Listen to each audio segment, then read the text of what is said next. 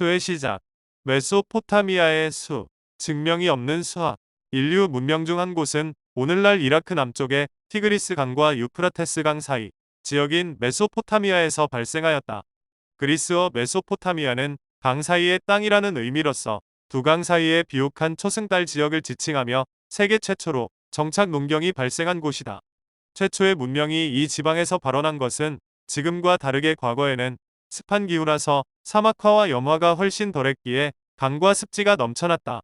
이처럼 경작하기 좋은 기후에서 두 개의 강에 의한 퇴적과 범람이 땅에 반복되었고 농사하기 좋은 땅이 있었기에 이 지역 사람들은 매년 옮겨 다니는 것이라 아니라 한 곳에 정착하게 되었다. 그런데 기원전 4000년쯤 지구는 갑자기 건조해지기 시작했다. 특히 저위도 지방에서 날씨가 건조해지는 현상이 두드러졌다. 기름진 땅과 초원이었던 대지에 모래가 날리고 쌓이면서 황무지가 되었다. 곧이어 조상 대대로 정착한 땅은 점차 사막으로 바뀌어갔다. 사람들은 기존 농업 생산량을 유지하기 위해서 모여들고 힘을 모아서 강변에서 수로 시설을 건설하였다. 이렇게 많은 인력이 드는 공사를 하기 위해서 사람이 모여들어 점차 도시 문명이 탄생했다. 메소포타미아 지역은 보이는 지도와 같이 북아프리카와 유럽, 아시아를 잇는 교량에 위치하고 있어서 거점 도시들이 탄생한 뒤 여러 문화의 교역도 이곳에서 활발히 이루어졌다. 각 유역마다 여러 도시가 속속 등장하는데 이 중 우르크는 당시에도 인구가 5만 명이 넘었다. 이 도시는 메트로폴리스의 기원이라고 할 수 있다. 경이로운 점은 우르크 주변으로 우르, 라가시, 에리두 같은 대규모 도시가 등장했고 이런 도시들은 강을 따라 상류로 올라가서 바빌론과 니네베 같이 인구 10만 명이 넘는 초대형 도시로 발전하게 된다. 수메르는 메소포타미아의 가장 남쪽 지방으로 세계에서 가장 오래된 문명 지역이다. 사람이 많이 모이면서 관료층은 여러 인적과 물적, 그리고 식량 자원을 기록하고 효율적으로 관리할 필요가 생겼다. 그렇게 해서 쐐기 문자가 사용되었다.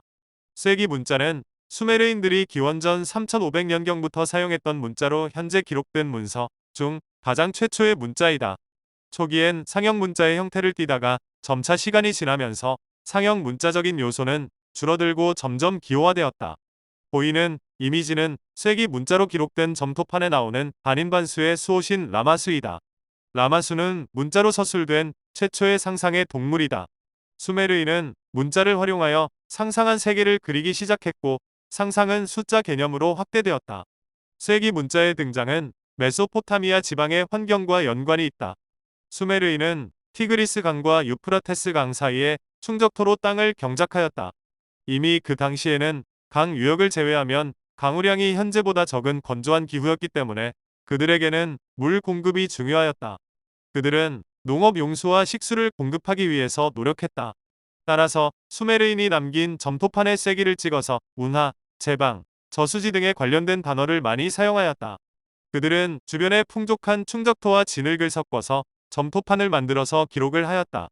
점토판에 쐐기를 찍어 문자로 나타낸 것은 이집트의 파피루스와 중국의 대나무를 이용한 문자 기록보다 더 많이 만들고 그리고 오래 기록으로 남아있을 수 있다.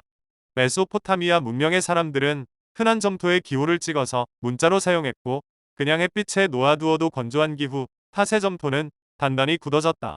이러한 특성 때문에 메소포타미아의 문명의 글 문법, 문학, 건축과 회계 그리고 수학 교육에 관한 세세한 기록을 우리는 알 수 있게 되었다.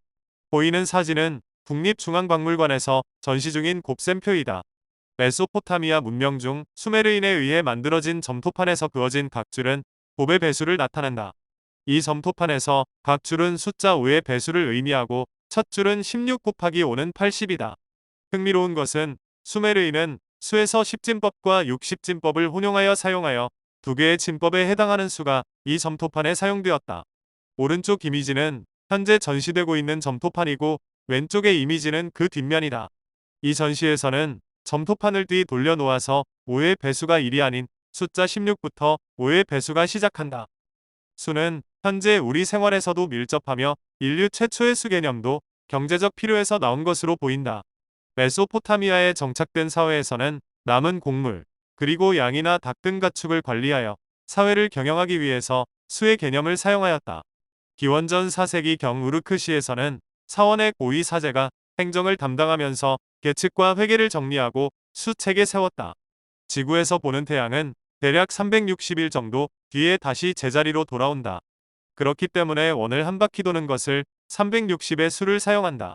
한 계절을 3달로 90일 정도로 보고 사계절로 360을 표현한다. 그리고 원을 4등분하여 90도가 직각이 된다.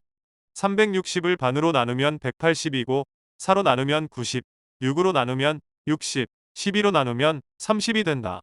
모두 날짜와 시간 그리고 계량적인 측면에서 보면 행정적으로 세금을 걷거나 자연의 수와 연결하여 회계를 하기 편해진다. 이런 수의 체계는 1, 10, 60, 600, 3600, 36000으로 표기를 분리하였다. 이것은 60진법이다. 그들이 생각한 60은 소인수가 많은 수로서 상업적 목적으로 나누기 쉬운 숫자이었다. 메소포타미아의 수학에는 특별한 특징이 있다. 그것은 증명이 없는 수학이다. 쇠기 문자로 만들어진 점토판을 보면 메소포타미아인은 수학이 유용함을 알고 있었고 행정 관료적으로 사용하였다. 수학의 중요성을 알고 있었기 때문에 학교에서 언어 문법과 함께 수학 교육을 하며 수학 능력에 대한 평가도 하였다. 그러나 그들은 수학적 내용에 대해서 원리나 증명에 대해서 탐구하지 않았다.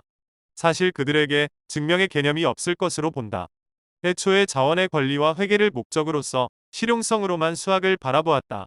그들의 기록을 보면 무게, 길이, 면적, 부피, 시간 등 측량에 대한 실용적인 계산이 많다. 물론 행정 관료적인 측면에서 수학 교육도 그 실용성 때문에 중요시하였다. 그러나 숫자가 면사는 곡식의 양이나 곡식이 자라는 면적 등 숫자를 사용한 대수적인 계산에 초점을 맞추었고 수학의 추상적인 개념은 없었다. 수의 시작으로서 메소포타미아인은 관찰되는 현상을 60진법으로 표현하였다.